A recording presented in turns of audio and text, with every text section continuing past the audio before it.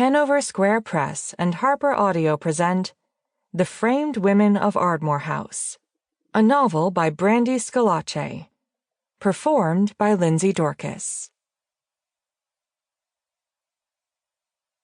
To Mark, for celebrating all my various selves and joining each new special interest with enthusiasm.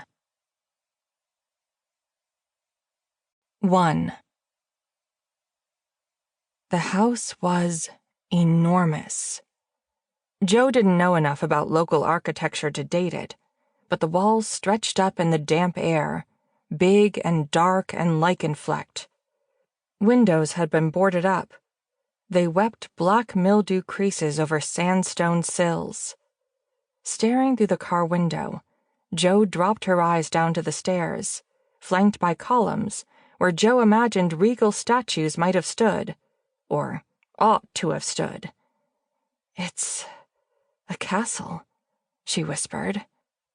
"It is most certainly not a castle," said Rupert Selkirk, solicitor of Selkirk and Associates, in the driver's seat beside her. "Not even the largest house in Abington." Solicitor. Joe rolled the word around in her mouth.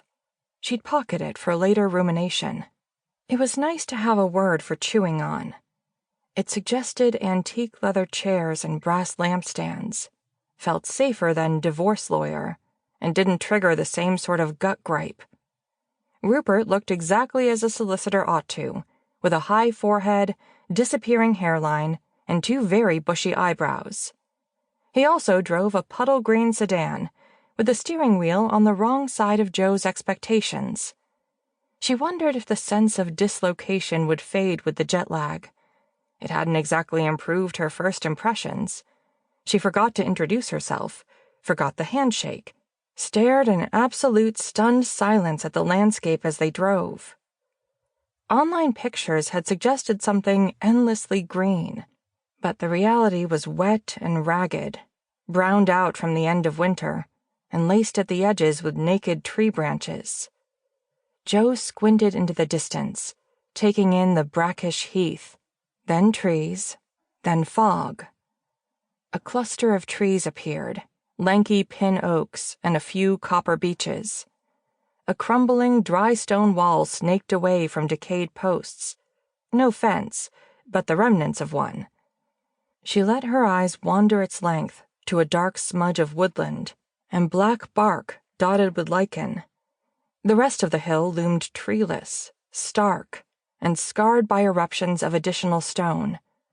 Moors, she thought. Endless and rolling, with dry heather and wet peat.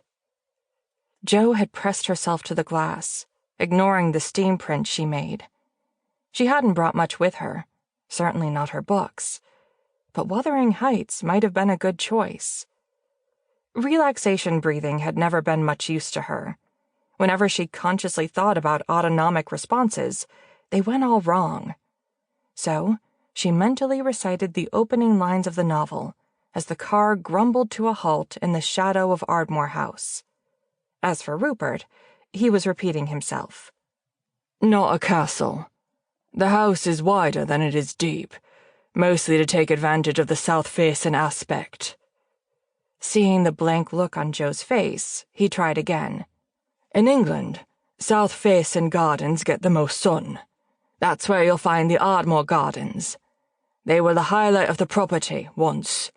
Overgrown now, I'm afraid." Rupert swept his hand across the horizon as if bisecting it. "Everything east of here is rented for grazing livestock. There is also, as you know, the cottage. It helps defray the tax burden." Tax burden. She might want to hold on to those words, too. "Emery Lane, my assistant, will be drawing up papers while we walk the property," he said. Joe was starting to run out of processing space internally. She felt a hiccup of emotion and press-ganged it into a smile.